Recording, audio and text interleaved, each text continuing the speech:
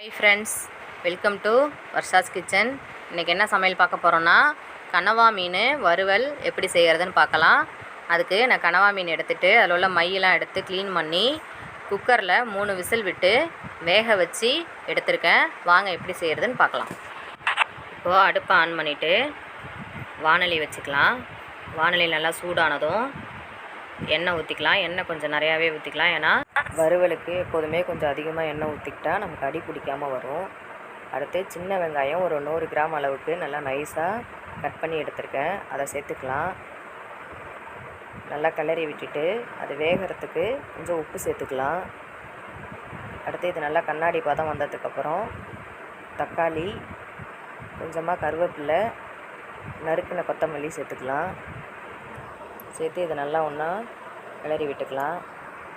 இது எல்லாம் ஒன்றா சேர்ந்து வெந்து வந்ததுக்கப்புறம் ஒரு ஸ்பூன் மஞ்சத்தூள், 2.5 ஸ்பூனு தனி மிளகாத்தூள், நம்ம காரத்துக்கு தகுந்த மாதிரி கூடவோ இல்லை குறைச்சோ சேர்த்துக்கலாம். நான் 2.5 ஸ்பூன் சேர்த்துருக்கேன். அடுத்து தேங்காய், பெருஞ்சீரகம் 2 சேர்த்து அரைச்சது. தனியாக பெருஞ்சீரகம் அரைச்சா அரைப்படாது, அதனால் தேங்காய் கூட சேர்த்து அரைச்சிருக்கேன். அடுத்து தேங்காய் தனியாக ஒரு மூடி திருவி அரைச்சி எடுத்துருக்கேன். அதையும் கலந்துக்கலாம். இல்லை தேவையான அளவு தண்ணி, நான் 1 சொம்பு தண்ணி ஊற்றிருக்கேன். ஏன்னா இந்த மசாலாலாம் நல்லா வெந்து வரணும். அது கூட இந்த மீனுக்கு தேவையான அளவு உப்பு போட்டுக்கலாம். ஆல்ரெடி நம்ம வெங்காயத்துக்கு உப்பு போட்டிருக்கோம், அதனால் பார்த்து போட்டுக்குங்க. இது எல்லாத்தையும் ஒன்றா கலந்து விட்டு கொதி வரணும். கொதி வந்ததுக்கப்புறம் நம்ம கனவா மீனை இது கூட சேர்த்துக்கலாம்.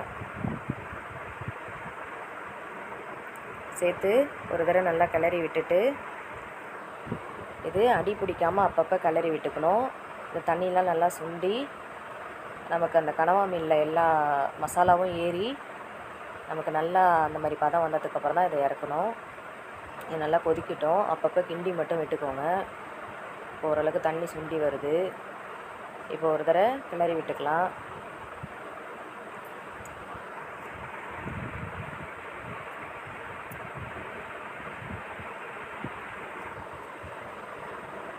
கிளறி விட்டு மூடி போட்டுக்கலாம். இப்போ நல்லா நமக்கு தண்ணிலாம் ஃப்ரையாகிட்டு நமக்கு கரெக்டான பதத்துக்கு வந்துடுச்சு.